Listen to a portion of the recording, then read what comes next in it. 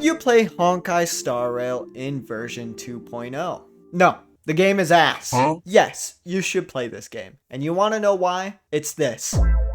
Ah, convinced now, huh? Or maybe a dude suits your fancy. Okay, that aside, pretty much a year has run its course through Honkai Star Rail. And maybe you put it off at the beginning because you wanted it to marinate. Yeah, here we are a year later. Is the game any better? Should you play it? Let's get into it. Let's start off with talking about the gameplay. The gameplay is probably the main reason why people have actually put off the game. You know, it's turn-based. It's not everybody's fancy. It might not seem as mentally stimulating as other games like Elden Ring. It's probably not a fair comparison to a game like this, but yeah, I get it. Turn-based, it can get boring and repetitive, but guess what?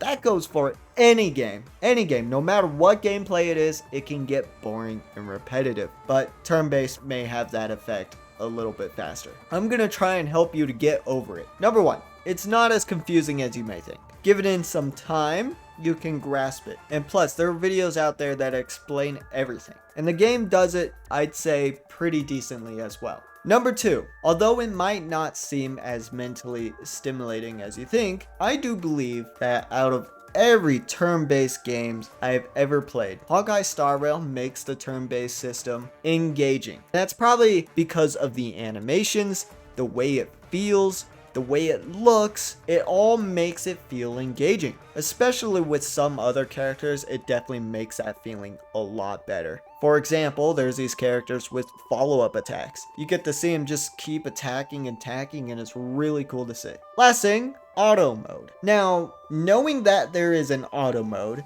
that might be a turnoff for most people, because you might think that, oh, just because there's an auto mode, you're probably not going to be playing a lot of the game, which isn't a good thing because you want to be playing the game. First of all, auto mode isn't that bad. For a lot of the main content in the game, especially for endgame and stuff, you don't want to be in auto mode because it could ruin you. Now, if you're a whale and stuff and your characters are super overpowered, yeah, you could probably throw in auto mode and have no issue whatsoever. But for normal players like myself, you can't really use auto mode. Now, the next thing I want to talk about is that auto mode actually does help you relax in a lot of the farming stuff. We'll get into that later. Next thing I want to talk about is the story and the characters. Maybe the gameplay doesn't really do it for you, but I want to say getting over the gameplay, even if you still hate it, just to play the story is really awesome. The story is so goddamn good.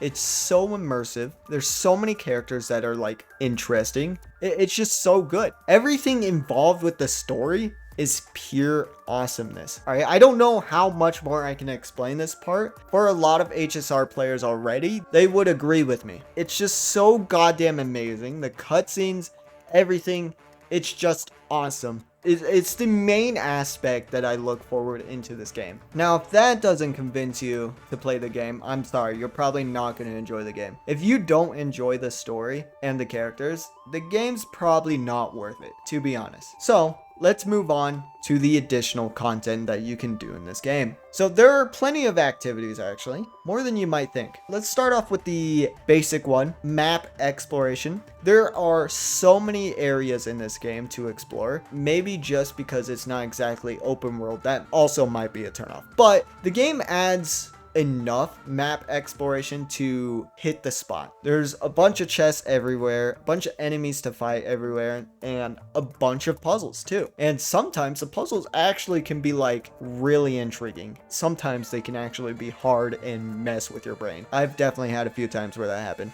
Next activity that you can do, simulated universe, probably the best content in the game. The simulated universe is a more endgame kind of thing. There are multiple parts in the simulated universe. The main simulated universe, which helps you farm a bunch of stuff for your characters to make them a bit stronger. There's a thing called Swarm Disaster, which is a bit harder than the main stuff, and it's more for end game players. And you can get a bunch of rewards in this as well. And then you got Golden Gears, which is very similar to Swarm Disaster. Again, just as hard and can get really difficult. So more for endgame players. Now, this whole thing is basically a roguelike dungeon. If you want to learn more of it, there are plenty of videos out there. I even got guides up for each world. Yeah, basically the main point is that it's pretty endgamey in here and it's pretty fun. Next activity I want to talk about is Forgotten Hall or Memory of Chaos. This is basically your floor system. This is more endgamey too. Do you have to play it? No, you don't have to play if you don't want to. I mean, yes, you can earn more rewards and stuff by playing it, but you don't have to. Now, another thing similar to this is Pure Fiction. Now, this is essentially the same thing, but instead of just killing the enemies, you continuously kill enemies for points, and that's how you beat it. Additional content that you could do is events. Sometimes there are really awesome events. For example, the Pokemon-like event. It's not exactly like Pokemon, but basically instead of playing your characters, you get to play a lot of the enemies that you see in the game. And it's a unique approach, and my main impression from this is that the devs could pull off some unique shit. So yeah, very fun. Let's move on to the grinding and farming factor. How is it? It's essentially the same thing as Genshin. Very tedious, can take a long amount of time, so I don't really have much to say about it. If you use up all your Trailblaze power that is used to farm and grind, you won't be able to continue on further. Now, there are ways to replenish it, so if you have that, that's nice to do, but you can run out of it and you are halted and can't grind anymore. Is that shit? Yes. It's very ass. I'm not gonna act like grinding and farming is some good thing, but I will say the auto mode makes the farming factor very relaxing. These are probably the main activities you want to use auto mode in. Auto mode it, just relax, you know, and watch whatever your friend on Discord is streaming or watch a YouTube video. Do whatever you need to do while it's farming for you. There's also RNG when it comes to the relic factor, which sucks. You know, it's alright. It's not the best thing in the game, but, you know, it is what it is. Now, moving on. Next topic I want to talk about, the devs. They actually care about this game, and you can see the passion for this game. First of all, they give out plenty of pulls and stuff for you to pull on characters. With the launch of 2.0, we got about 30 to 40 pulls, I think. At least I did, and it's awesome. Now, moving away from, you know, giving free stuff, they also like to update it with a bunch of quality of life systems. They care about their players. Like, actually. They actually care about the players. They care about the game. And it's just really awesome to see. Now, for the last thing I'll mention, it's a free game. Doesn't matter if you spend money or not. No, it doesn't. You can play the game completely fine, free. You're still able to get plenty of characters, and you'll be able to play this game completely free. And it's pretty nice. I'm free to play myself, haven't spent a dime, and I have enjoyed this game quite a lot. I would suggest playing the game for like 1 to 2 hours.